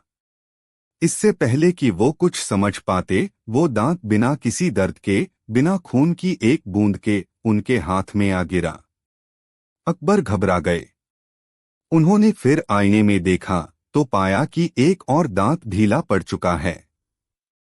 फिर एक और फिर एक और, एक एक करके उनके सारे दांत, ऊपर के, नीचे के, दाढ़, सब के सब ऐसे टूटकर गिरने लगे जैसे किसी पेड़ से पके हुए फल गिरते हैं। उन्हें कोई दर्द नहीं हो रहा था, लेकिन यह बेबसी और लाचारी का एहसास किसी भी दर्द से ज्यादा खौफनाक था। उनके हाथ उनके ही टूटे हुए दांतों से भर गए थे।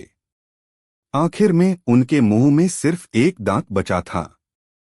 अकेला, तन्हा, बाकी खाली मसूड़ों के बीच में एक द्वीप की तरह। वो उस अकेले दांत को महसूस कर सकते थे जो उनकी जुबान को चुभ रहा था। यह अकेलापन, यह खालीपन इतना भयानक था कि शहंशाह की नींद टूट गई।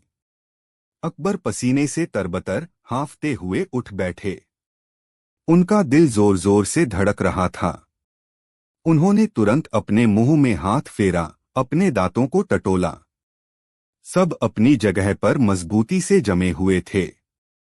यह सिर्फ एक सपना था, लेकिन इस सपने का असर इतना गहरा था कि उनके जिस्म में अभी भी कंपकंपी छूट रही थी।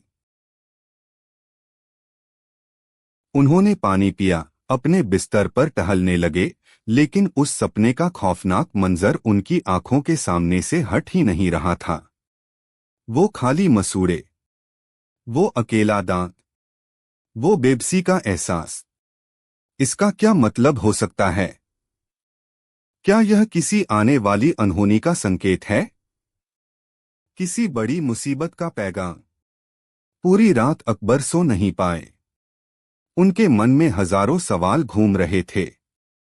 उन्हें लगा जैसे यह सपना सिर्फ सपना नहीं, बल्कि भविष्य की एक झलक है जिसे समझना बहुत जरूरी है। अगली सुबह जब दरबार लगा तो माहौल बिल्कुल बदला हुआ था। शहंशाह अकबर, जो हमेशा हंसमुख और ऊर्जा से भरे रहते थे, आज खामोश और गंभीर थे। उनके चेहरे पर रात भर की बेचैनी और चिंता साफ झलक रही थी। उनकी यह हालत देखकर सभी दरबारी परेशान थे। किसी की हिम्मत नहीं हो रही थी कि उनसे उनकी परेशानी का सबब पूछे। आखिरकार अकबर ने खुद ही खामोशी को तोड़ा। उनकी आवाज में एक भारीपन था। हमने कल रात एक बहुत ही अजीब और परेशान करने वाला ख्वाब देखा है, उन्होंने कहा। दरबार में सन्नाटा छा गया। सब कान लगाकर सुनने लगे। अकबर ने अपना पूरा सपना, एक एक दांत के टूटने से लेकर उस आखिरी अकेले दांत तक, सब कुछ विस्तार से बताया। सपना सुनकर दरबारियों के चेहरे पर भी हवाइयां उड़ने लगीं। यह वाकई एक अशुभ सपना लग रहा था। अकबर ने कहा, हम इस ख्वाब का मतलब जानना चाहते हैं। यह कोई मामूली सपना नहीं हो सकता। इसके पीछे जरूर कोई गहरा राज छिपा है। हम हुक्म देते हैं कि सल्तनत के सबसे बड़े ज्योतिषियों और ख्वाबों का मतलब बताने वाले विद्वानों को फौरन दरबार में पेश किया जाए। तुरंत सिपाही दौड़ पड़े। कुछ ही देर में सल्तनत के सबसे ज्ञानी और माने हुए ज्योतिषी, सिर पर बड़ी बड़ी पगड़ियां और हाथों में पोथियां लिए, दरबार में हाजिर हुए। उनके चेहरे पर ज्ञान का तेज था, लेकिन शहंशाह के चेहरे की गंभीरता देखकर वे भी थोड़े सहमे हुए थे। उन सब में सबसे मुख्य थे आचार्य विद्यासागर, जिनका ज्योतिष शास्त्र में कोई सानी नहीं था। अकबर ने उन्हें अपना सपना फिर से सुनाया और पूछा, आचार्य, हमारे इस ख्वाब का क्या मतलब है? हमारे शास्त्र इसके बारे में क्या कहते हैं? आचार्य विद्यासागर ने अपनी आंखें बंद कीं, कुछ मंत्र बुदबुदाए और फिर अपनी पोथी के पन्ने पलटने लगे। बाकी ज्योतिषी भी आपस में कानाफूसी करने लगे। दरबार में हर कोई सांस रोके उस जवाब का इंतजार कर रहा था जो शहंशाह के भविष्य का फैसला करने वाला था। काफी देर तक गणना करने और पोथियों को पढ़ने के बाद आचार्य विद्यासागर ने सिर उठाया। उनके चेहरे पर एक अजीब सी घबराहट थी। वह बोलने से हिचकिचा रहे थे। अकबर ने कड़क आवाज में कहा, आचार्य, जो भी सच है साफ साफ बताइए। हम सच सुनने की हिम्मत रखते हैं। आचार्य ने कांपती हुई आवाज में कहना शुरू किया, जहांपना, ख्वाब में दांतों का टूटना परिवार और सगे संबंधियों से जुड़ा होता है। हर दांत आपके एक करीबी रिश्तेदार का प्रतीक है। वह एक पल के लिए रुके, फिर हिम्मत जुटाकर बोले, जहांपनाह, आपके इस ख्वाब का मतलब, इसका मतलब यह है कि आपके सभी सगे संबंधी, आपके सारे रिश्तेदार एक एक करके आपके आंखों के सामने ही मर जाएंगे। यह सुनते ही दरबार में जैसे बिजली गिर गई। शहंशाह अकबर का चेहरा गुस्से से लाल हो गया। आचार्य ने अपनी बात पूरी की, और जहांपना, ख्वाब में जो एक अकेला दांत बच गया था, उसका मतलब है कि आखिर में आप इस दुनिया में बिल्कुल अकेले रह जाएंगे, अपने सारे प्रियजनों को खोकर। यह ताबीर किसी जहर बुझे तीर की तरह अकबर के सीने में जा लगी। जो डर उनके मन में रात से बैठा था, इन शब्दों ने उसे और भी भयानक बना दिया। उन्हें यह मतलब एक भविष्यवाणी नहीं, बल्कि एक बद्दुआ लगी। खामोश अकबर अपनी पूरी ताकत से दहाड़े, तुम्हारी यह हिम्मत कैसे हुई कि तुम हमारे मुंह पर ऐसी मनहूस बात कहो? तुम हमें बद्दुआ दे रहे हो। तुम हमारी सल्तनत का बुरा चाहते हो। आचार्य विद्यासागर डर के मारे जमीन पर गिर पड़े। नहीं जहांपना, मैंने तो सिर्फ वही कहा जो शास्त्रों में लिखा है। यह मेरा अपमान नहीं, शास्त्रों का ज्ञान है। लेकिन अकबर कुछ भी सुनने को तैयार नहीं थे। उनका डर अब गुस्से में बदल चुका था। उन्हें लगा कि ये ज्योतिषी उन्हें डराकर उनका अपमान कर रहे हैं। सिपाहियों, उन्होंने हुक्म दिया, ले जाओ इन सब मनहूस लोगों को हमारी नजरों से दूर, और डाल दो इन्हें कालकोठरी में। जब तक इन्हें अपनी गलती का एहसास न हो, इन्हें वहीं सड़ने दो। सिपाहियों ने तुरंत सभी ज्योतिषियों को पकड़ लिया और घसीटते हुए ले गए। दरबार में दहशत का माहौल बन गया। अब किसी की हिम्मत नहीं थी कि वह इस मामले पर एक लफ्ज भी बोले। लेकिन शहंशाह का गुस्सा शांत नहीं हुआ था। उनका मन अभी भी बेचैन था। वह जानते थे कि ज्योतिषियों को कैद करना समस्या का हल नहीं है। सपना तो अपनी जगह पर था, और उसका मतलब जानने की बेचैनी भी। अब उनकी नजरें दरबार में किसी को ढूंढ रही थीं। एक ऐसा चेहरा जो हर मुश्किल में उनके लिए उम्मीद की किरण बनकर आता था।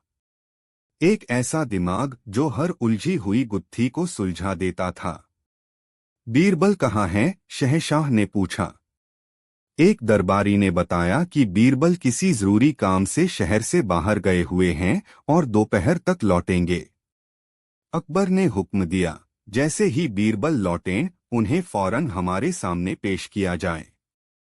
अब पूरे दरबार को और खुद शहंशाह को सिर्फ बीरबल का इंतजार था। सबको पता था कि अगर इस तूफान को कोई शांत कर सकता है तो वो सिर्फ बीरबल ही हैं। क्या बीरबल भी वही मतलब बताएंगे जो ज्योतिषियों ने बताया? और अगर हाँ, तो क्या उनका भी वही हश्र होगा? दोपहर ढलने के बाद बीरबल दरबार में हाजिर हुए। उन्हें रास्ते में ही सारी घटना का पता चल चुका था। उन्होंने देखा कि शहंशाह का चेहरा गुस्से और चिंता से तमतमाया हुआ है और पूरा दरबार खौफ के साये में है। बीरबल ने अदब से सलाम किया। आलमपनाह, आपने हमें याद किया। अकबर ने बीरबल को देखा। उनकी आंखों में उम्मीद भी थी और एक चेतावनी भी। हाँ बीरबल, हमने एक ख्वाब देखा है, कहकर अकबर ने अपना सपना एक बार फिर से सुनाया। फिर उन्होंने ज्योतिषियों के साथ जो हुआ वो भी बता दिया। अंत में अकबर ने कहा, बीरबल, हम तुमसे भी इस ख्वाब का मतलब जानना चाहते हैं। लेकिन याद रखना, हमें कोई मनहूस बात या बद्दुआ नहीं सुननी। हमें एक ऐसा जवाब चाहिए जो हमारे दिल को सुकून दे। अगर तुम भी उन ज्योतिषियों की तरह हमें निराश करोगे तो अंजाम याद रखना। यह एक सीधी सीधी धमकी थी। बीरबल की जगह कोई और होता तो शायद डर के मारे कांपने लगता, लेकिन बीरबल के चेहरे पर शिकन तक नहीं आई। उन्होंने पूरा सपना और शहंशाह की शर्त को बड़े ध्यान से सुना। वह जानते थे कि ज्योतिषी गलत नहीं थे। शास्त्रों के अनुसार सपने का मतलब वही था। लेकिन बीरबल यह भी जानते थे कि सच को कहने का तरीका सच से ज्यादा मायने रखता है। कुछ पल सोचने के बाद बीरबल के चेहरे पर एक मुस्कान खिल उठी। उन्होंने बड़े उत्साह से कहा, जहांपना, मुबारक हो। आपको बहुत बहुत मुबारक हो। यह तो मैंने आज तक जितने भी ख्वाब सुने हैं उनमें सबसे बेहतरीन और शुभ ख्वाब है। यह सुनते ही अकबर चौंक गए। कहाँ वो मनहूस ताबीर और कहाँ बीरबल इसे सबसे अच्छा सपना बता रहे हैं। दरबार में भी कानाफूसी शुरू हो गई। अकबर ने हैरानी से पूछा, शुभ? यह सपना शुभ कैसे हो सकता है बीरबल? इसमें तो हमारे सारे दांत टूट गए। बीरबल ने अपनी मुस्कान को और चौड़ा करते हुए कहा, आलमपनाह, आप इस ख्वाब का असली मतलब समझे ही नहीं। इसका मतलब तो यह है कि आप अपने पूरे खानदान में अपने सभी परिजनों और रिश्तेदारों में सबसे लंबी उम्र पाएंगे। आप उन सबसे ज्यादा जिएंगे। एक पल का सन्नाटा। बीरबल ने अपनी बात को और समझाते हुए कहा, जहांपनाह, आपके सभी रिश्तेदारों के बाद भी आप इस सल्तनत पर राज करते रहेंगे। आपकी आयु इतनी लंबी होगी कि आप अपने पूरे कुनबे में सबसे आखिर तक रहेंगे। इससे ज्यादा खुशी की और अच्छी बात क्या हो सकती है? बीरबल के ये शब्द शहंशाह के कानों में अमृत की तरह घुल गए। कहाँ ज्योतिषियों की वो बात जो दिल में चुभ गई थी, सब तुम्हारी आंखों के सामने मर जाएंगे, और कहाँ बीरबल की यह बात, आप सबसे लंबी उम्र पाएंगे। बात एक ही थी, मतलब वही था, लेकिन शब्दों का फेर देखिए। एक ने सच को बद्दुआ बना दिया था और दूसरे ने उसी सच को दुआ बना दिया था। शहंशाह अकबर का चेहरा खिल उठा। उनके मन का सारा बोझ, सारी चिंता, सारा गुस्सा एक पल में गायब हो गया। वह अपनी गद्दी से उठे और आगे बढ़कर बीरबल को गले लगा लिया। वाह बीरबल, वाह! हम मान गए तुम्हारी अक्ल को। तुमने तो हमारे दिल को जीत लिया। बात तो वही है जो उन मूर्ख ज्योतिषियों ने कही थी, लेकिन तुम्हारे कहने के अंदाज ने उसका मतलब ही बदल दिया। तुमने आज हमें सिखाया कि शब्द सिर्फ आवाज नहीं होते, शब्दों में मरहम लगाने और जख्म देने दोनों की ताकत होती है।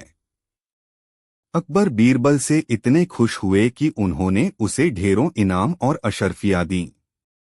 फिर उन्होंने सिपाहियों को हुक्म दिया, जाओ और उन सभी ज्योतिषियों को कालकोठरी से आजाद कर दो, और उनसे कहना कि सिर्फ शास्त्रों का ज्ञान होना ही काफी नहीं है, उस ज्ञान को कब, कहाँ और कैसे पेश करना है, यह सीखना भी जरूरी है। उस दिन के बाद दरबार में हर कोई एक बार फिर बीरबल की बुद्धिमानी का कायल हो गया। यह कहानी हमें सिखाती है कि हमारी बातें और हमारे शब्द हमारे सबसे बड़े हथियार हैं। एक ही सच को इस तरह भी कहा जा सकता है कि वह किसी को तोड़ दे, और उसी सच को इस तरह भी पेश किया जा सकता है कि वह किसी को उम्मीद और खुशी दे दे। चुनाव हमेशा हमारे हाथ में होता है।